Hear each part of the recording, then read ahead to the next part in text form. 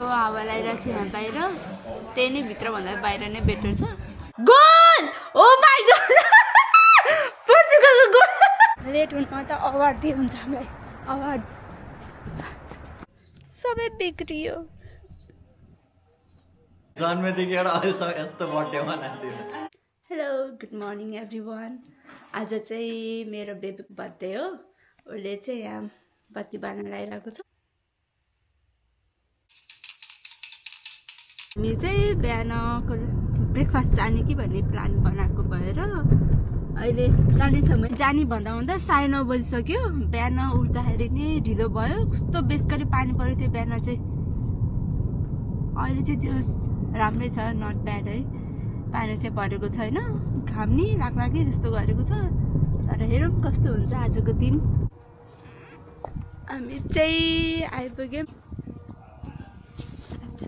चिसो हावा चलेको एकदम चिसो हावा चलेको चिसो हावा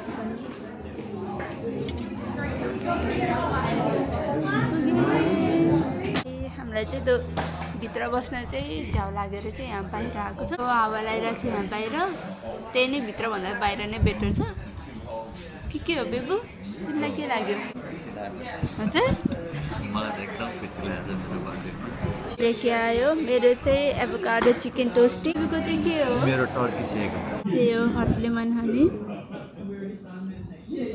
अनि हामी चाहिँ यहाँ कोर्सिया भर्सेस पोर्चुगलको म्याच हेर्दै ब्रेक इन्जोय गर्दै कसको सपोर्ट ला कोर्सिया एक हार्नुपर्छ पोर्चुगलले ड्र होस् न ड्र होस् रमाइलो हुन्छ हेर्नलाई ओए होइन एक गोल भयो पेनाल्टी भएर हेर्न मजा आउँछ कि ड्र भयो 1-1 भएपछि होइन बेबु तिमी किन मन परेन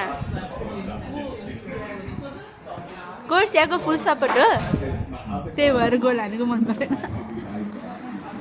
तर हान्यो रोनाल्डोले एक गोल हामी अब फर्केर घर जान्छौँ होइन बेबु हामी घर जान्छौँ अहिले चाहिँ घर जान्छौँ अनि एकछिन म्याच हेर्छौँ 1-1 भइरहेको छ इन्ट्रेस्टिङ होला जस्तो आज निस्कियो रोनाल्डो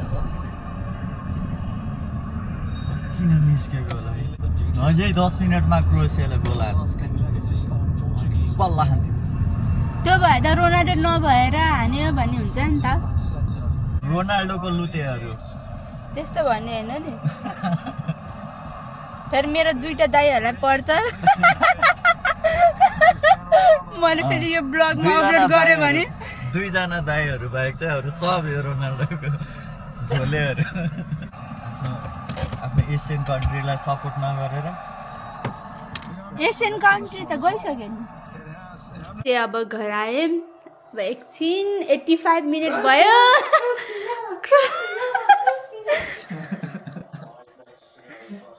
पोर्चुगल मलाई अघिनेसम्म चाहिँ जसले जिते नै भयो जस्तो भइरहेको थियो तर अहिले चाहिँ पोर्चुगलले जिते हुन्थ्यो जस्तो भएछ वर्ल्ड कप चाहिँ होइन है फेरि यो गेम चाहिँ oh penalty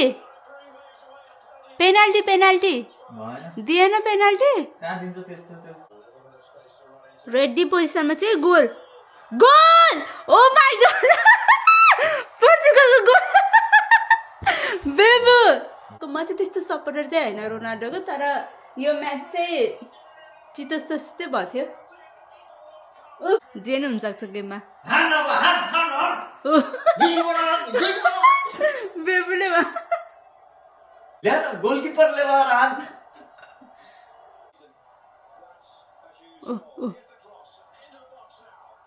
oh my God थुक्का कस्तो राम्रो दिएको थियो तर दिन त मिल्न पनि मिल्यो थियो अफसाइड चाहिँ थिएन होला होइन उतैले छोको भन्छ उसो त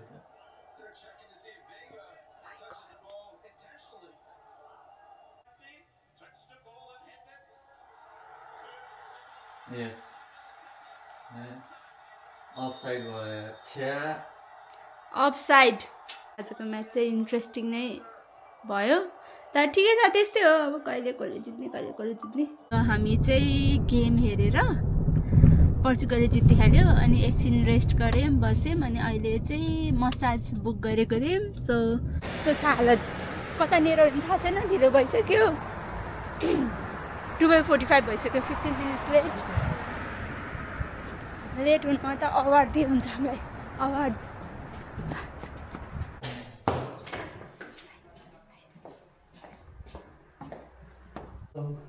Hello. Yeah, so sorry about it. Yeah, deeper relaxation. I think I want relaxation. So have you done massage before? No. Yeah. That's the So first time. Yeah. first Okay, time, relaxation. Yeah. So this is the room. 90 minutes को भर्खरै सकेर आयो।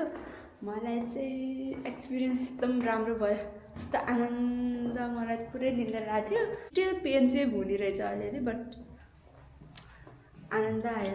तिमीलाई? I just came to get the cake. So true. Okay. Yep. Is that okay? पुरै भत्कियो, कहाँ? सबै बिग्रियो।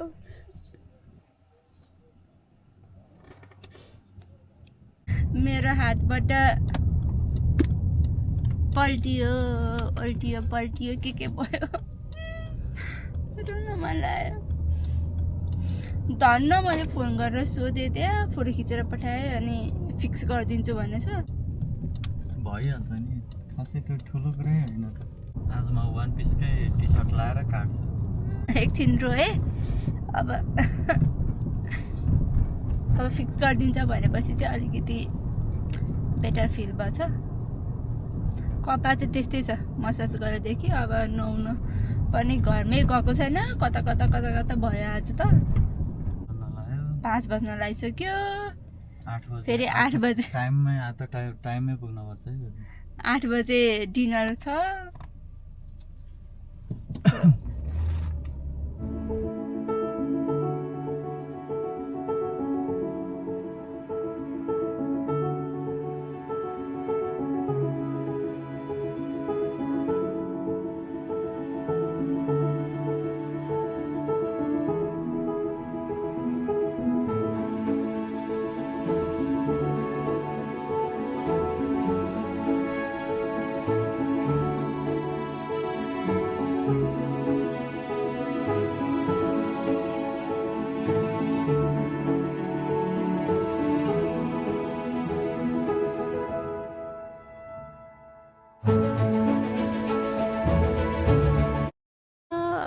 खायो, मेरो त पेट त डुम छ धेरै भएर। पैसा हसे सबै अबे पैसा हो चाहिँ बेबी टिपन, तिमी टिपन पैसा पाए 5 रुपैयाँ। मलाई त चाहियो थियो 5 रुपैयाँ। ए अँ त है, पैसा त म टिप्दिहाल्छु नि। ल हामी चाहिँ बाहिर गएर भर्खर घर आइपुग्यौँ। बर्थडे हो कि तिहार भनेछ, त्यहाँ चाहिँ हल्का डेकोरेट गरौँ कि भनेर हेरौँ कस्तो हुन्छ।